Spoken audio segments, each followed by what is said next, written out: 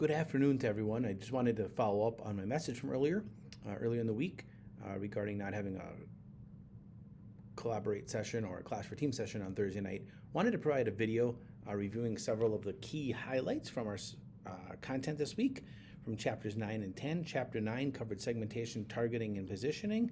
And as we look at that and look at segmentation, targeting, positioning, and kind of how it impacts our marketing strategy, right? As we're thinking about our marketing plan, steps 1 and steps 2 are really the segmentation piece, and that's establishing the strategy or objectives. It's using the segmentation methods, which we'll talk about. Then it's the targeting. So we have to evaluate the segment's attractiveness and then select the target market, and then we finally position our product. So if we think of establishing an overall strategy, that's derived from our mission or objectives of our organization, and we can get a lot from our SWOT analysis or our Porter's 5 Forces analysis as far as the overall strategy and objectives that we want to achieve. Segmentation methods that we can follow, so certainly geographic, right? We can to a specific continent, a certain part of the United States, right? So it's certainly geographic segmentation is fairly popular. Demographic is one of the most popular. Why? Because it's easy. Demographics like age, gender, income, education, right? They paint the broad brush. It's easy to identify a large group. Psychographic are all about lifestyle, our own self-concept, self-values, how we create self-worth and our self-esteem, and psychographic segmentation definitely ties to that. There's benefit segmentation, so convenience, economy, prestige, and then certainly behavioral, which is all about, different types of occasion. It might be about creating loyalty to a certain customer. So there's all sorts of ways to go about doing that in segmenting your market, right? When we look at our market, right, we also need to think about segment attractiveness, right? Is it substantial? Is it large enough, right? Is it large enough that it can generate income, generate revenue? It's going to be worth the effort, right, to target that market. Is it reachable, right? Can we get to them in a way, right, that they're going to respond to us, which is really important? Is it, so there's lots of different things to consider in that. Is it identifiable? Like, who is the market, right? And how is it distinct maybe from other markets, right, that it's not too broad? So we definitely want that to be that reachable piece. Do they know the products exist? Can we get to them? Are they going to be responsive? And then the profitability piece, not only today, but what does it look like maybe a year from now, 3 years from now, 5 years from now becomes a big piece. We also looked at selecting the target market, right, and how we're going to get to it, right? What we're going to do certainly becomes important. Is our marketing going to be, undifferentiated, like mass marketing? We're going to kind of spam the world, right? It can be easy to get a message out there, but you're not really targeting it to anyone. You don't know how many of those people, right? Usually 3 to 7% of the population at any one time is open or receptive to even purchasing your product, and it's closer to 3% that's actually ready to make the purchase. So that mass marketing, well, sometimes can be cheap and easy. It's not always effective, right? That differentiated targeting strategy hits several maybe different targets, but with a slightly different message. So based on age, based on maybe geography, you might be marketing the same product, but you might be doing it in a little different way based on the needs of that particular segment. Certainly concentrated get pretty close. Right? You have a primary target market. It's almost like a niche when you get in concentrated. And then the micro marketing or one-on-one. A lot of the algorithms do that for us, like Netflix and different things like that, right? Those messages, the recommendations we get for different movies is almost like a micro marketing or one-on-one strategy that we can think about that becomes fairly popular, and we also, of course, like it as we do our things, right? So as we look at it, and also we have to identify and developing our positioning strategy, right? So what's our market positioning, right? What are the marketing mix variables that we're going to have, right? Product, price, place, and promotion. And also, what's the value proposition? It's really important that we know what our value proposition is, right? If there's no overlap in it, it's not going to be good. So we need a value proposition. Our offering and customer wants and needs, when those come together, that's where we get a value proposition that becomes very important. We also have to look at, where's our competitor playing, right? We don't want to necessarily have a ton of overlap with our competitor. We want to be differentiated as much as we can become really important as we think about things. So positioning methods, we can certainly position things based on value, right? The overall value, the salient attributes, and that's a big word, the salient attributes, but it's really nothing more than what's the most prominent attribute. Certainly symbols and things, symbols of what it stands for, what it means, and certainly, the competitive aspect of it. We can position ourselves to be competitive against some of our competitors. So some just key things to keep in mind as we look at Chapter 9, that segmentation, targeting, and positioning. Wanted to make sure we go through those. And as we look at Chapter 10, what that looks like, marketing and research. So how do we kind of design our research, right?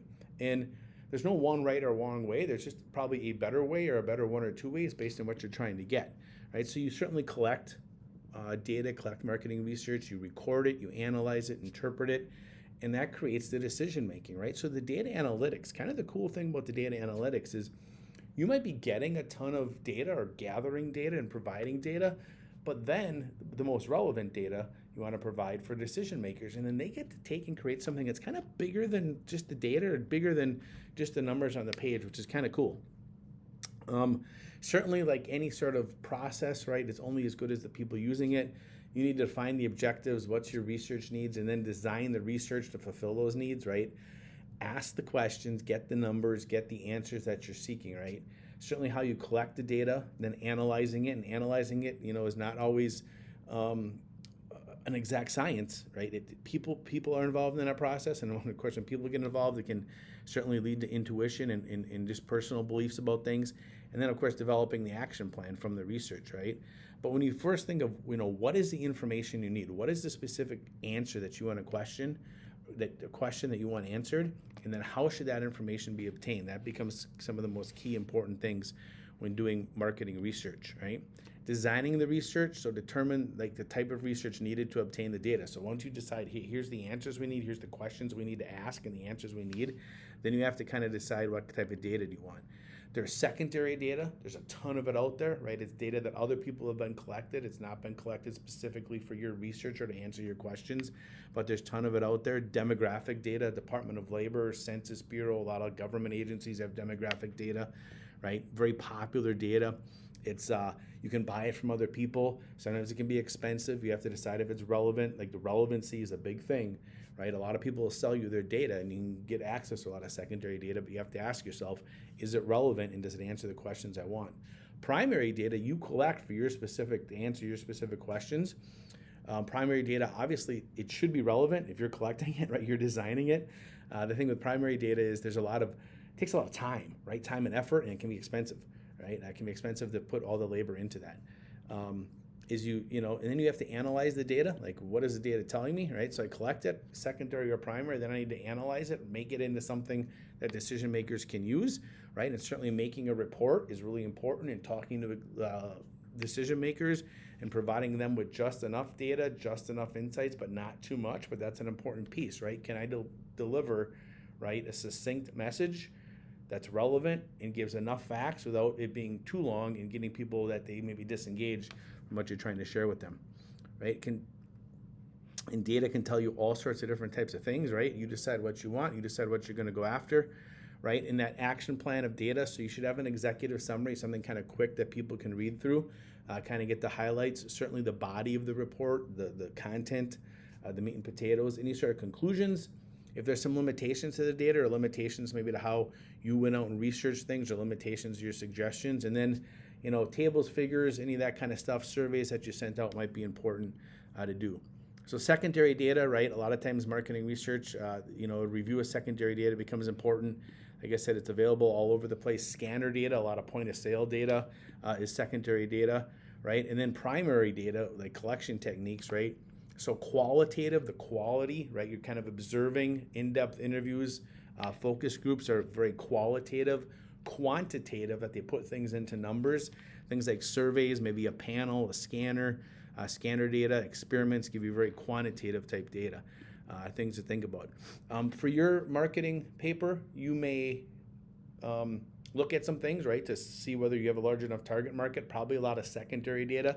You may want to do some primary data or send out some surveys and get some answers.